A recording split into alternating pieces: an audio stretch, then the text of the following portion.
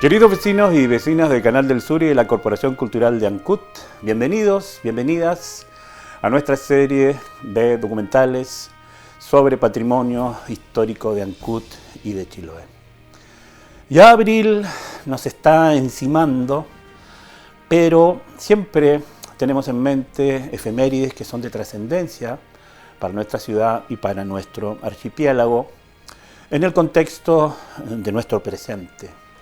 Porque esa es la gracia de estudiar historia y defender el patrimonio, que no nos quedamos jamás anclados, como se dice en el pasado, sino que buscamos cuáles son los elementos de esta historia, de este patrimonio, que cobran relevancia hoy día.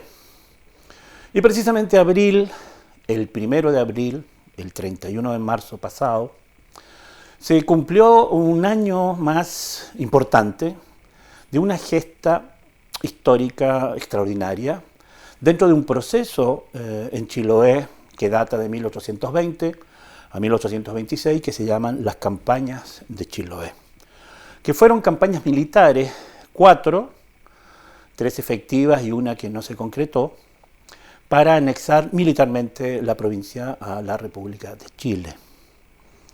Fueron un periodo largo de 13 años de guerra y únicamente comparable, porque fue una guerra planteada derechamente, ya que Chiloé y las autoridades hispánicas y criollas y chilotas no aceptaban el dominio de la República. Querían seguir formando parte del Imperio Español, pero con ciertas condiciones.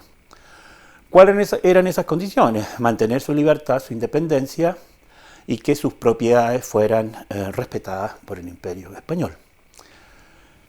Esto cambió a finales del siglo XVIII, principios del XIX. Estamos hablando de 1820 a 1826. Y el hito trascendental que queremos recordar porque ustedes ya, espero, conocerán en las noticias que se están organizando diferentes agrupaciones y personas para plantear un evento, ojalá que sean varios eventos importantes, de aquí al 2026, porque se cumplen los 200 años de la anexión de la provincia de la República. Pero nosotros somos de la idea, en Canal del Sur y en la Corporación Cultural, que cuanto más actividades conmemorativas de trascendencia que nos generen algún bienestar, tanto inmaterial como material para la provincia, es lo válido, es lo interesante de aquí a esa fecha. Y precisamente este próximo año, el 1 de abril del 2024, se van a conmemorar los 200 años del combate de Mocopulli y el desembarco en Dalcahue. Es el segundo intento de anexión de Chiloé en 1824. ¿Por qué es relevante? Porque esta batalla generó prácticamente que Chiloé fuera la razón principal para los líderes independentistas. Estamos hablando de Bernardo O'Higgins, de Ramón Freire después, para consolidar la posesión, el dominio territorial de todo nuestro archipiélago y de la provincia. Recordemos, vecinos, que Chiloé en 1820, 1826, abarcaba desde el sur de los llanos de Osorno hasta el estrecho de Magallanes. Eso era Chiloé desde el punto de vista territorial. Imagínense la envergadura de semejante territorio. Culturalmente también. Entonces urgía a los gobiernos independentistas, después de derrotar a las huestes españolas que quedaban en Chile central y en el Perú, tomarse Chiloé por la fuerza, ya que el último gobernador español, don Antonio de Quintanilla, y su población se negaron terminantemente a pactar, con algunas salvedades. ¿Por qué Dalcahue en un segundo intento de anexión? ¿Y por qué Mocopulli? Bueno, tenemos que decir que las defensas de Chiloé, como ustedes van a ver en estos gráficos de Canal del Sur, estaba bastante bien defendida, sobre todo en el área de la península de Lacuy y Canal de Chacao, como pueden ver en estas seguidillas de diapositivas. Y por supuesto que la principal fortaleza de toda la provincia en el noroeste era el fuerte de San Miguel de Agüi. Gracias al excelente trabajo de nuestro mecenas, el padre Gabriel Guarda, y su magnífica obra, Flandes Indiano, hemos podido obtener unas preciosas acuarelas de Hawi de esa época que nos facilitó. Entonces ustedes pueden ver lo hermoso que era el portal de Hawi, la fortaleza completa, su maravilloso portal de Cancagua, que estuvo en pie hasta 1960. Ahí ustedes aprecian las hermosas acuarelas. Este era un dibujante y viajero francés, Courtois de Bonnecontre, que hizo estos dibujos en 1911. Eso igual es muy interesante porque hay una gran cantidad de viajeros franceses que pasaron por Chiloé en esa época y anteriores, que nos legaron bastante iconografía. El más importante de todos es Claudio Gué y Bonnecontre, que ya pasó por nuestra bahía en 1911 y nos legó estas preciosas acuarelas.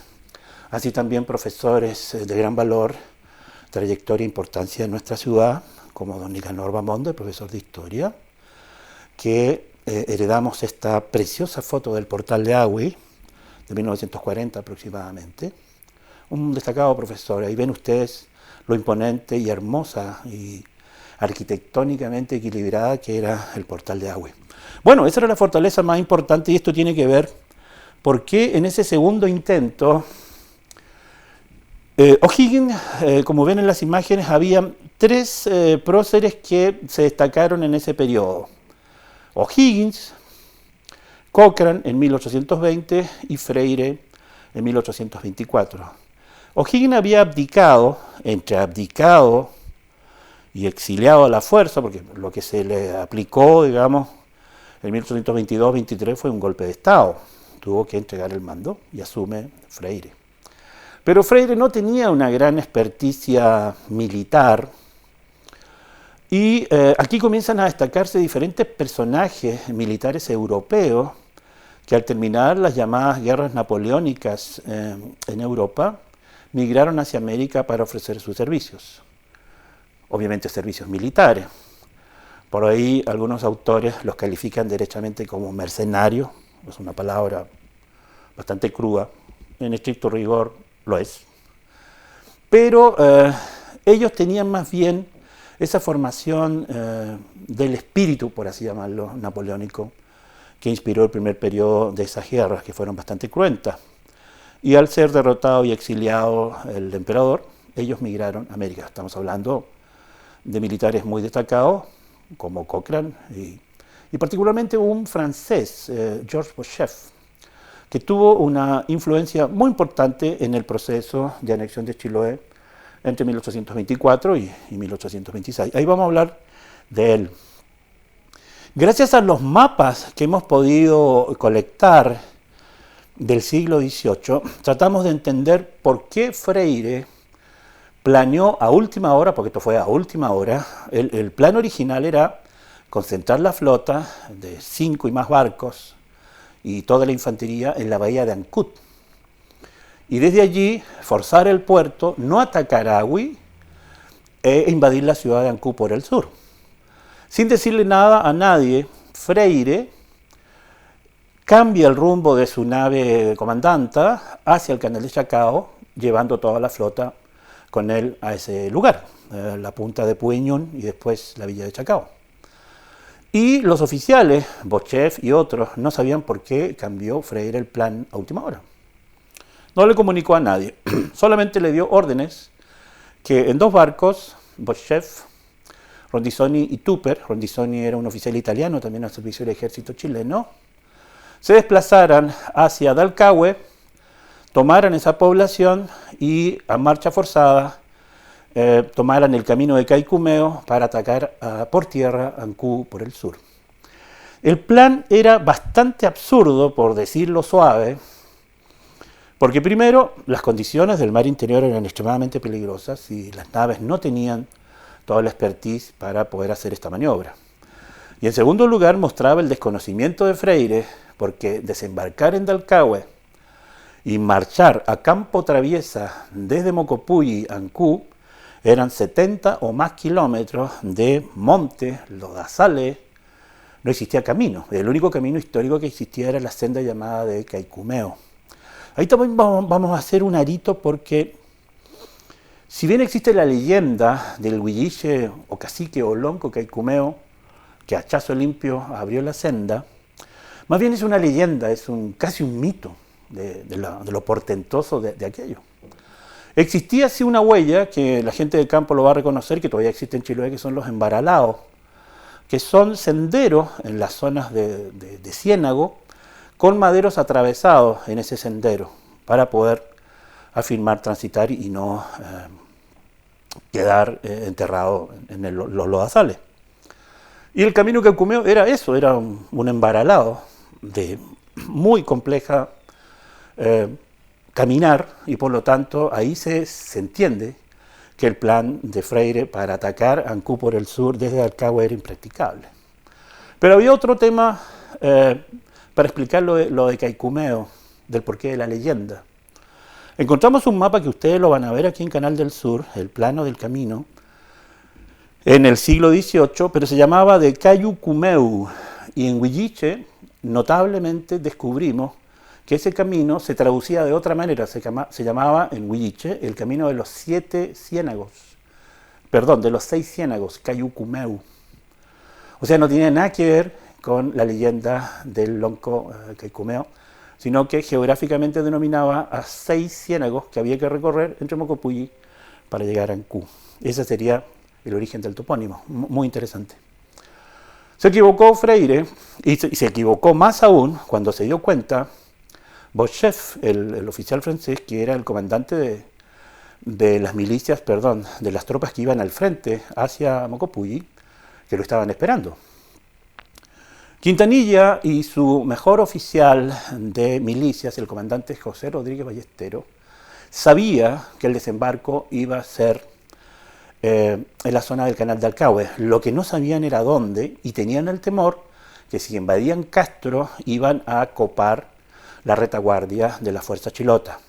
Entonces, ¿qué es lo que hace Ballesteros? Fuerza el desembarco en Talcahué con fusileros que disparan a los infantes, obligándolos a replegarse, pero también haciéndoles creer que ahí va a ser el lugar de la emboscada. Las huestes de Beauchef y Tupper caen en la trampa, por así decirlo, y las milicias chilotas se retiran hacia el ciénago, donde tenían realmente preparada la emboscada la madrugada del 31 y 1 de abril.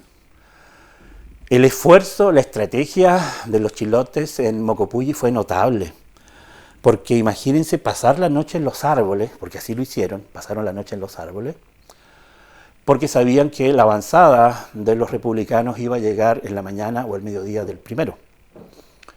Los fusileros, la infantería chilota, los milicianos pasaron la noche en los árboles del ciénago de Mocopulli. Y la toponimia huilliche nos ratifica nuevamente el lugar. Mocopulli en lengua huilliche significa lugar o cerro con mucha agua. Mocopulli, cerros con mucha agua. Y eso es geográficamente el ciénago de Mocopulli. Una serranía, unas terrazas altas con un ciénago que generalmente en invierno está inundado, como ocurrió en abril. Muy difícil de atravesar, y obligó a la primera partida del ejército republicano a caminar en fila india, lo que estaba esperando precisamente el coronel Ballesteros para atacarlos con fusilería. Y así fue. En la madrugada o en la mañana del 1 de abril de 1824, los fusileros rompen con una andanada, una lluvia de balas, prácticamente dejando fuera de combate a la primera batallón que comandaba Beauchef. Esto obliga a replegarse con las rodillas en el agua. Tupper lo mismo, que iba con el batallón que le seguía. Rondizoni se quedó, Beauchef dice, cobardemente en la retaguardia sin hacer nada, lo que obligó a un combate muy fiero, cuerpo a cuerpo. Para muchos autores y cronistas, los resultados del combate fueron inciertos. Hubo una gran mortandad, sobre 40 muertos, otros autores dan sobre 60, entre muertos, heridos y pasados, pero las principales bajas fueron por el lado republicano. Y aunque se envalentonó Beauchef y Tupper y los chilotes se replegaron, las pérdidas fueron cuantiosas, sobre una 50, lo que obligó a devolverse a Dalcahue y reembarcarse hacia Chacao. Los chilotes de las huestes de Quintanilla y Ballesteros se sintieron triunfantes. Incluso había una partida de caballería que venía de Quinchao.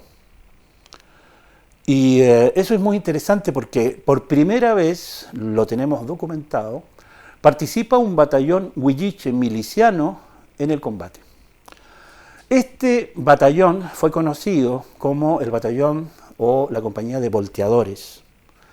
Y ustedes preguntarán, ¿por qué le llamaban volteadores?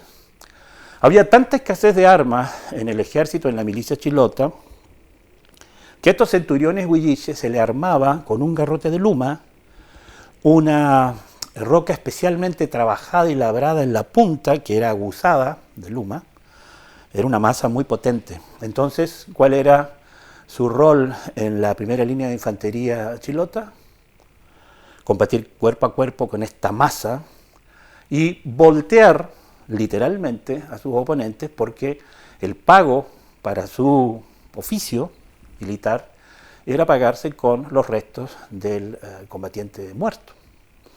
Por eso se llamaban los volteadores. Eran considerados, la Guardia Pretoriana, eran muy afamados por su fortaleza física y su capacidad guerrera, y por lo tanto muy temidos, los volteadores de Mocopulli. Sabemos por documentos, fundamentalmente del comandante Ballesteros, que tuvieron una destacada participación en ese combate, que fue, como les repito, muy sangriento, muy fiero y con muchas bajas.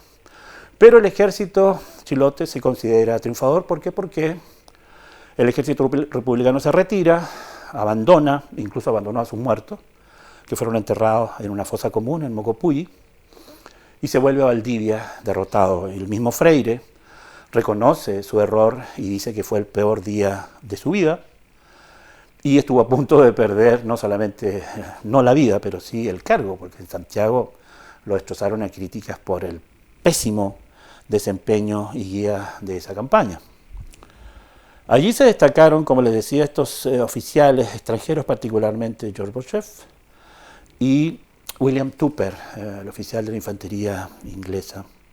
Y por el lado chilote, muy destacado, el plan de ataque y de defensa del comandante Rodríguez Ballesteros. Subió el ánimo, subió la moral de los chilotes, defendían su archipiélago por segunda vez, ya que habían hecho retroceder y devolverse a Valdivia al mismísimo Cochrane en 1820, y ahora derrotan en campo travieso a las huestes de Freire. Esto dejó, como les digo, el ánimo muy en alto, ya que Chiloé estaba muy carente de apoyo, había caído el Perú. Chiloé era realmente la última provincia en América del Sur, y se resistía tenazmente a la anexión. Sobrevivía con lo básico, lo único que abundaba en nuestras islas, que era papas, mariscos y pescado. Entonces las carencias eran muchas, y dentro de los bienes que se apropiaron en la batalla de Mocopulli, que Quintanilla valoró mucho, eran las armas que dejaron botados los republicanos. Pero la condición de abandono la tomó Quintanilla con moderación. La gente estaba muy feliz por el triunfo, pero Quintanilla sabía que no iba a ser la última intentona republicana. Pero el ánimo quedó altísimo. Mocopulli pasó a la historia como la principal batalla, la principal victoria. Yo soy partidario de ese punto, que fue una victoria para las huestes chilotas, una subida de ánimo extraordinario para Quintanilla y su gente. La muestra de la braveza de los huilliches que se sumaron al combate. Y esto igual es muy interesante, porque a diferencia de otras comunidades mapuches y no mapuches, los huilliches pactaron con los españoles el tema de sumarse a la defensa. Y pactaron con condiciones, es decir, eran voluntarios, pero eran voluntarios ¿por qué? No iban a estar sometidos al trabajo obligatorio, es decir, a las encomiendas, mantenían su libertad y solamente eran convocados en ocasión de guerra. Entonces, igual plantearon sus condiciones, no eran milicianos así nomás. Ellos estaban conscientes que tenían que defender el territorio junto con los chilotes, los criollos y los mestizos, porque era su tierra. Y esto es extraordinario, y eso quedó graficado también incluso en el Tratado de Tantauco posterior, porque ahí se ratifica que iba a ser respetado todos los bienes, inmuebles y raíces de todos los habitantes de Chiloé, y eso incluía de manera no explícita, pero sí tácita, a la población huilliche, que fue muy fiera en la defensa del archipiélago y se destacaron particularmente en Mocopulli. Conclusiones de esta batalla, de este hito, para que ustedes vean la imagen final de qué nos falta porque estamos a puertas de 200 años de conmemorar esta gesta en Mocopulli. Nosotros como Canal del Sur, como Corporación Cultural de Ancud, nos vamos a sumar a los esfuerzos que organice nuestra comuna hermana de Dalcahue. ¿Por qué? Porque ya hace muchos años se ha manejado la idea de construir un memorial que dé a conocer este hito extraordinario en la historia de Chiloé, que fue el combate de Mocopulli, en el sitio de Mocopulli. Hace pocos años, antes de la pandemia, el propietario del sitio actual donde se llevó a cabo la batalla, sabemos que donó a la Municipalidad de Dalcahue el lugar. Entonces imagínense un particular que sabe el valor que tiene esa tierra, la dona al municipio, ¿y qué falta entonces? Que sumemos esfuerzos. ¿Por qué? Porque precisamente la historia se nutre de elementos materiales e inmateriales. Es distinto decir una estatua a decir un memorial, porque memorial implica una concepción más extensa, más amplia, más rica, de por qué se está recordando en ese lugar este hecho. Y ahí nosotros queremos sumarnos al esfuerzo de la Municipalidad de Dalcahue, por una razón que siempre lo hemos esgrimido en estos procesos históricos. Está involucrado todo el archipiélago. Las huestes que combatieron en Mocopulli eran de Quinchao, eran de Ancud, eran de Castro y eran de Dalcahue. Entonces, si podemos decirlo en términos actuales, 4 comunas estaban luchando juntas por un ideal común, la independencia o mantener la independencia de Chiloé, sujeto al Imperio Español, pero con ciertas condiciones. Esa es la importancia de apoyar un memorial bicentenario, combate de Mocopulli, y a una persona que no podemos olvidar. Si todo el mundo recuerda al gobernador Quintanilla, lamentablemente el coronel José Rodríguez Ballestero, que fue su brazo armado, el comandante de las milicias, el que fue al Perú a buscar armas, que entregó todos sus bienes y murió casi en la indigencia y en el olvido en Santiago, no tiene ni una calle, ni un pasaje que lo recuerde en Chiloé, queridos vecinos y vecinas. Esa es una injusticia. Nadie sabe quién es el coronel o quién fue el coronel José Rodríguez Ballestero. Y aquí lo reiteramos, el coronel Ballestero fue el artífice del triunfo de la batalla de Mocopulli. ¿Dónde está su imagen? ¿Dónde está su recuerdo? Bueno, nosotros lo traemos en Canal del Sur a vuestra memoria, a vuestra consideración, y por supuesto inmediatamente ponemos todo nuestro esfuerzo, el material que ustedes han visto en Canal del Sur, para que junto a nuestra comuna hermana de Dalcahue impulsemos, ojalá antes, de aquí a los 200 años y a no más tardar el 2026, construir juntos este memorial para recordar este hecho extraordinario en nuestra historia y que lamentablemente hasta el momento, salvo en la preciosa escuela y comunidad educativa del colegio Magín Lemú, que todos los primeros de abril los celebran, tiene un himno muy hermoso, los niños cantan, bailan, todo el colegio gira en torno a lo que simboliza estos valores de guerra, pero ahí hay humanidad. La excepción es el colegio Magín Lemú de Dalcahue, a quien le enviamos a toda la comunidad, a su cuerpo docente y directivo y por supuesto a los estudiantes. Un abrazo muy fraterno desde Canal del Sur y la Corporación Cultural, porque muy pronto queremos hacernos parte de esta conmemoración. Los 200 años de la batalla de Mocopulli, el proyecto concreto para el memorial que lo conmemora, así como a los héroes olvidados, como el coronel José Rodríguez Ballesteros, y todos los chilotes y chilotas que dieron su vida en la defensa del territorio en 1824. Sigamos juntos en este camino rumbo al Bicentenario en Canal del Sur y en la Corporación Cultural. Muchas gracias.